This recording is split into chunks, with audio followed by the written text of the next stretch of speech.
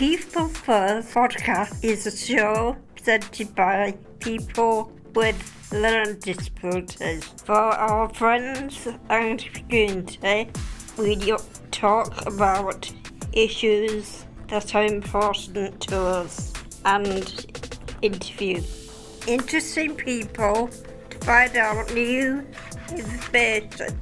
This is our way to make a difference, have our voices heard.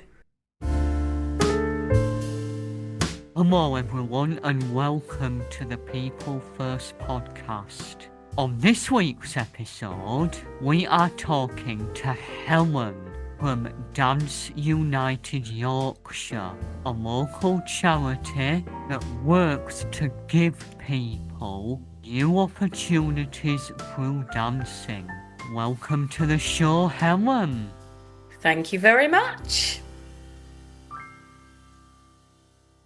Can you introduce yourself and your job role at Dance United Yorkshire? So my name's Helen Linsell and I'm the Artistic Director of Dance United Yorkshire. Where is the charity currently based? So we are based at the Bradford Arts Centre in Bradford City Centre, but we deliver work across the city, but also across the region and also all over the UK. Is that the one Turner Prize? No, it's what used to be Calasangham. Oh, yeah. And now it's called the Bradford Arts Centre. So it's just below Bradford Cathedral. I am stationed there with BCB. That's right. Yeah, they've moved into the building as well. Yeah. You'd be good on their 119 show. I think I might have been on their show before, maybe once or twice in the past, but I can always go again. How did Dance United Yorkshire start? Well, it's actually quite a long, complicated story, but I will make it quite brief. So Dance United used to be a London-based charity, and they started because they wanted to deliver high-quality contemporary dance with people that would never usually dance or were living in really challenging situations. So they started by working with street children in Africa, actually, and then they moved on to working with women in prison. And from there, they started developing projects with young people who were getting in trouble with the police or maybe getting kicked out of school or just struggling with the mainstream. And they just so happened to do a project at Wetherby Youth Offending Institute, which is up in Yorkshire. And from there, they set up a project in Bradford, which was for young offenders. And that's why we kind of ended up in Bradford, really. But Dance United Yorkshire became its own organisation in 2011 because we wanted to do a lot more that was focused on the Yorkshire region rather than be managed by a company that was based in London. So that's why we became Dance United Yorkshire. And now Dance United doesn't exist anymore. We are the legacy organisation. That's very interesting. What kind of people does the DUI work with? So most of the people that we work with are people who have been marginalised or excluded or have experienced difficulties and challenges in their lives. So that might include people living in really deprived areas. It might include young people who are struggling at school. It might include young people with poor mental health, young people who have been in care. It might include adult women who have been victims of domestic abuse, or adult men who have been who have struggled with drug and alcohol addiction, people that have been in prison or probation. And we also work with elders as well. So we work with, probably our youngest is about 5 and our eldest is about 80. So we work with all ages. But most of the time, they are non-dancers and people that would not usually have access to a high-quality dance provision. To have different people? Lots of different people. Does Dance United show off different kinds of dancing? So, Dance United works predominantly with contemporary dance. So we focus on that dance style because most people, for a start, don't know what it is, and secondly, they've never done it before. So we don't tend to do lots of different styles. We're not like a dance school that does like ballet and jazz and tap and etc. We just focus on contemporary dance, and we use contemporary dance because you can get anybody to look gorgeous and beautiful doing contemporary dance. You can make it really physical and athletic, or you can make it really gestural and quite simple and beautiful. And you can also tell stories, and you can get a 5-year-old doing it, and you can get an 85-year-old doing it, and you can get anyone else in the middle doing it with whatever bodies they've got, whatever backgrounds they're from. So we feel it's a really accessible dance style that we can use no matter who's in the room. So that's why we use that particular style. How long have you worked at Dance United Yorkshire? And what have been some of your favourite memories? Oh gosh. Well, I started working for Dance United, which was the London charity, in 2007, which is a very long time ago now. And I worked for them as a dance artist until 2011 when I became the artistic director of Dance United Yorkshire. So, all in all, I've been involved in this kind of work for 19 years, which is a very, very long time. So, as you can imagine, I have lots and lots and lots of memories that I could bore you with for about a week.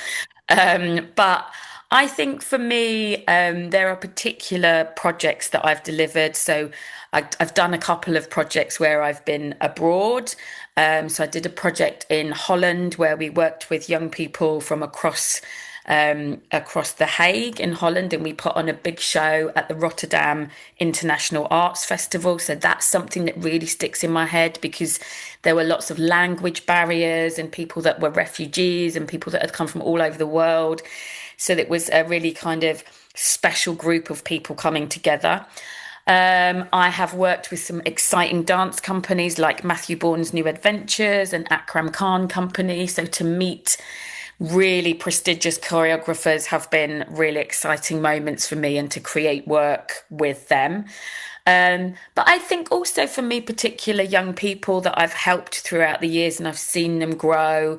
So young people that came to us that were just in lots of trouble and didn't think their life was going to become anything. And then a few years later, they've gone out and they've gone to college, they've got a job, they've got a family. So moments like that are really good for me because I realise the impact of the dance project that isn't just about dance, it's about helping people change their lives completely. Does Dance United run any live events? Yes, we do. Everything that we do is centered around performance. So all of our groups are always working towards creating a new performance piece. So we participate in lots of kind of festivals and platforms, but we also hold our own events where we share our work. So there might be 5 or 6 pieces, maybe by some children, young people, maybe our adult women, our elders, our men. So yeah, we put on our own events and we also take part in other people's events. But a lot of the work we do are live performances. How do opportunities in dance help to support people? So dancing can be a really positive influence on your physical and mental health. So obviously it's a physical activity, so it makes you feel better because you're actually just moving your body. And it makes you feel joyous and happy. But also just the act of dancing can really help you escape what's going on in your mind. So it can be really good for your mental health. It makes you feel better about yourself. It also gives you confidence and it helps you grow your self-esteem because you may go to a dance class and think, oh, I'm not going to be able to do this, I'm not very good. And then within a few weeks, you've mastered something or you're performing on stage in front of people and it makes you feel like you're a really strong, confident person who can achieve things and you can feel proud. But also being part of a dance company can help you feel a sense of belonging. It can help you develop new friendships. It can help you develop communication skills or teamwork skills. And those kinds of skills you can take anywhere in life with you. and the experience of being on a stage with a group of people that you trust and that you've worked with. There's a sense of unity. And there's a sense of working not just for yourself, but with other people and for other people. So it does a lot of good for you as an individual, but also as a group of people. Do you offer any accessibility supports for people with physical and learning disabilities? I would say that most of our projects and most of our groups have children, young people, and adults who are neurodiverse. So we have all sorts of different learning needs, learning abilities, behavioural needs, emotional needs, and we work with everybody in a very individual way. So we just get to know the individual and we get to know what they might need. And we often have, there's always kind of two artists, so there's always an extra person to support. And when we do our intensive projects, we often have 5 or 6 members of staff that can help support different needs within the space. And when it comes to physical disabilities, we just get to know each person. We've just worked on a project where somebody used a crutch to walk. And had a condition which affected their joints and hypermobility, and they bruised really easily. And we just worked with them and there were certain things that they didn't do, and there were certain things that they created their own versions, and there were certain things that we adapted. But it's just about communicating with individuals and saying, this is what we do, what do you need, how can we support you? And then we just make it happen. So we would never kind of turn anybody away for any reason. We would just get to know them and see how they wanted to engage, really. If our listeners want to find out more information about Dance United Yorkshire or get involved, how could they find out more? Well, they can go to our website, which is www.duy.org.uk.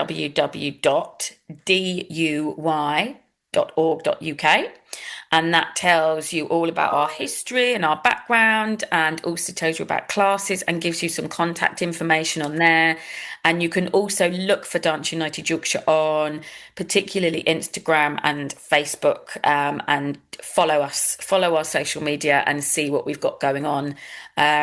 So those 3 ways I would suggest are the best ways. And then you can always contact myself through the website, or give me a call if you want to know anything more. Have you got any advice for anyone who's thinking of starting dancing, or who's just recently started doing dance? I think when you start anything, I think it's about allowing yourself time to work on things and progress, try different things. Sometimes different dance schools or different dance styles aren't for everybody, so it's worth giving everything a go.